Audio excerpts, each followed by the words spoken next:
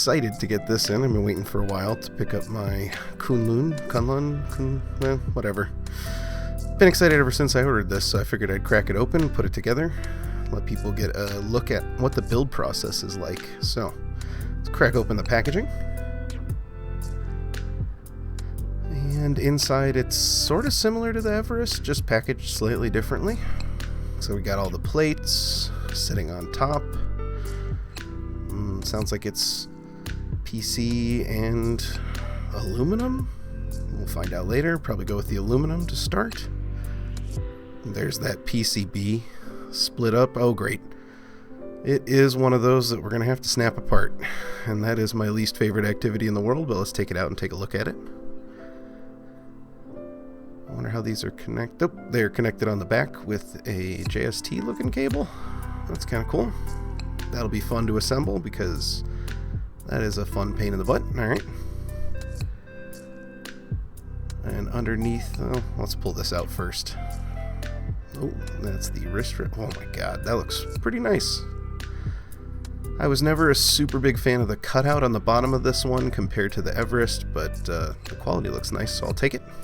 Alright, so underneath here, we got the main event. Oh, some extra accessories. We've got, looks like the feet. That looks like a daughter board.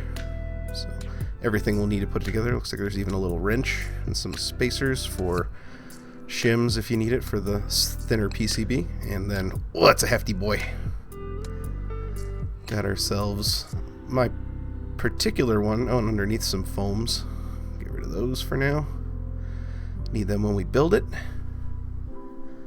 And, ooh, a custom Tempest mod, sticker, tape mod, however you want to call it. The little thematic mountain backdrop. But let's get this guy out and throw that away. And let's take a look. My plant green is what I went with.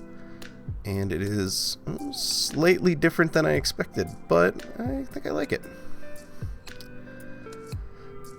Okay, alright, well, nothing left to do but get into it, I guess, but things are looking pretty nice. I like the angle on it. It's not as steep as I guess I thought it would be in person, but everything's looking pretty sharp. It's already got the diffuser installed, and on the back, the one PVD weight, which is pretty shiny, fairly shiny. I give it a 9 out of shiny. Alright. Okay, so pull apart seems pretty easy. I only see 5 screws. There's no instructions, so I am winging it. Everyone following along, you're winging as well. Let's all wing together. What's the worst that happens? Once you get all 5 screws off, just take the plate or the top case off. Get that, come on, get it out of there. Okay, and there's all of our mounting points for the PCBs, all the resting spots. So step 1's going to be to bust out, come on man, you can do it. There it is.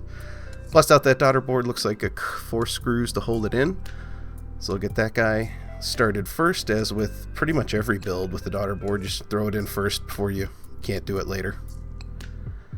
Figure out how screws work. There we go. Good job. You can use a screwdriver.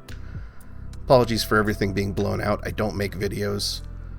A photo guy. So I don't know how to light things for video. Maybe I'll learn someday.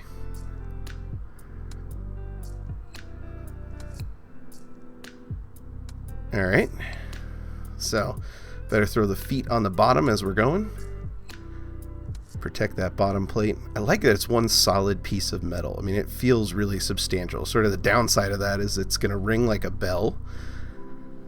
But them's the breaks. That's what happens. You gotta take the good with the bad. So, I guess now the next step is going to be take this PCB and snap them out. You can watch me wish that I didn't have to do this because this terrifies me for some reason. So you just want to break it by gently applying pressure. They pop. I left a couple tabs on. I don't think they'll really interfere with anything. I wasn't going to go back through and risk scratching up a trace or something, so I just took what I got. There's enough clearance that I don't think it'll be an issue. So, yep, they're connected, dummy. You should have taken the cable off. But live and learn. So you can be smarter than me. Take the cable off before you do this, because you'll want to handle them separately as you build them up. So Once you got that, you're able to start the build process, which is, nope, don't go on that tab. Just leave it there. It's fine. Let go. There you go. Good job. Now go get your stabilizers. I said go get your stabilizers. I really should have thought this through first. Put that away. There you go. All right, so... Oh, we're going to stare at the plate choices. So, doesn't really matter. I went with the aluminum. I might swap it out in the future just to get a different sound profile, but might as well take a look at how those look first. I got ahead of myself. You'd have to be a real dummy if you didn't put your stabilizers on and started building it up and then it had to go back. But here I was excited to throw my Green Jacket linear or tactiles in there. And then this is much later after I uninstalled all those switches and realized put your stabs on. So go ahead and just drop the screw about 13 or 14 times before you put in the stabilizers.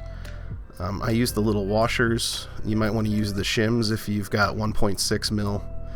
But once they're all on there, learn how to focus your camera and not overly light things, and put all your stabs in.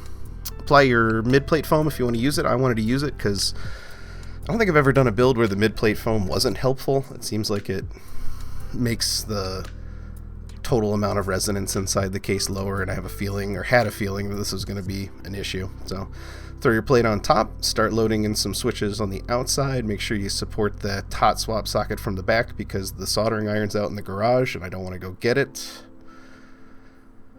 And they were a little tight, if I'm being honest. I really had to push these guys in there, but just build up all your switches around that, and now you're ready to test it out in the air like that means anything.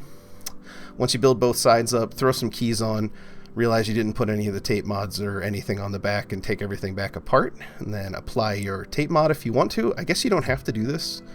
It's totally optional. Hilariously, the site says that the tape mod goes behind the case foam, which is dumb. Don't do that. You can slap the case foam underneath if you want. I didn't at first, and then I went back and put some polyfill in there, and then added the case foams just to get a slightly better sound out of it, because it was pretty hollow in addition to pingy. But all you gotta do is put the little rubber feet on each of the tabs, lay them down, make sure you connect the JST cables before you put them in, and now you're ready to put the top plate on. So you can put the top plate on there, get a feel for how it is, give the keys a couple little typing test, realize it sounds like a bell.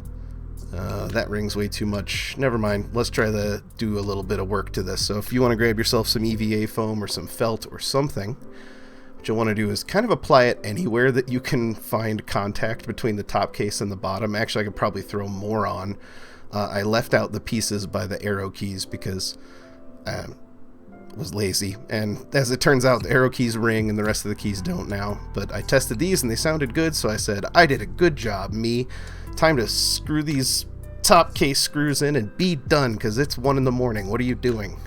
So put the screws back in, and then all you got to do is button everything up. So my thoughts so far on this as I button things up, it's pretty nice. It's basically what I expected. So threw on one of my favorite sets that I kind of planned on putting on this, which is November Fog. It's a nice PBT set. Matches perfectly with the plant green, which is kind of hard to tell with the lighting I did here, but the pictures kind of prove out that it looks pretty good. Once I got all that together, it really was just a matter of tuning the felt in there. I actually took it apart and put it back together 13 or 14 times. The typing feels great. There's a lot of flex even with the aluminum plates because of the gasket mounting system, and pretty much it's been pretty good. So let's throw together a little sound test for everyone, because that's what everyone wants. And yeah, the whole process was pretty painless, but it was a little confusing because there's no instructions. So hopefully this will help people as they put everything together. So have fun. Kudos to everyone that purchased one, and good job on the designer. Just wish they could improve some separation between the top case and the bottom. So give a listen.